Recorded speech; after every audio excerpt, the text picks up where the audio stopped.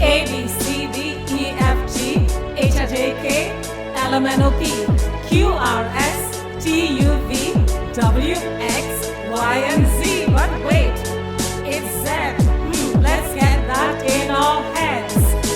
Come on now, let's get spiritual because it's time for AlphaBiblical.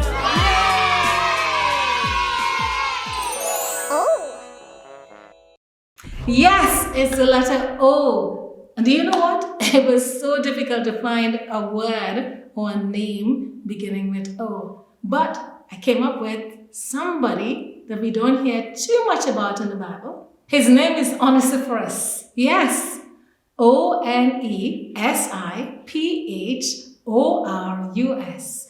Onesiphorous. And his name means bringing profit or being useful. He was a believer in Ephesus who befriended Paul. Now that's interesting. Do you know that Paul had lots of friends before? But guess what? You got to remember that some of Paul's friends deserted him. Why? Yeah, remember Paul was a wanted man. A lot of the Jewish leaders didn't want Paul spreading the gospel of Christ. So he was a wanted man. So lots of people didn't really want to associate with him. However, Onesiphorous, he did lots of things for which we remember him. 1. Onesiphorus was kind and hospitable. Paul says, he often refreshed me. Now that says a lot. In other words, Onesiphorus took time to take care of Paul and his needs. He probably fed him, he probably gave him a place to sleep, he probably looked out for him. And that's a really, really cool thing to do for somebody. The second is, he wasn't ashamed of Paul. Now you got to remember that Paul was considered to be an enemy of the state. I mean, Paul was spreading the news about Jesus Christ. And that was regarded as something rebellious at that time.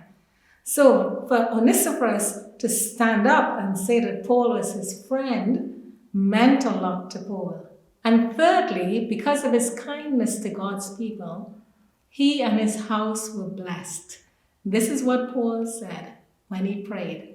The Lord give mercy to the house of Onesiphorus. So while Paul was not able to reward his friend, he prayed that God himself would give his family all the reward. Isn't that cool? I love it. So what's our takeaway? Wow, like the true meaning of his name, being useful, Onesiphorus was willing to help. He was willing to become useful to others. Paul was in chains, physical chains sometimes.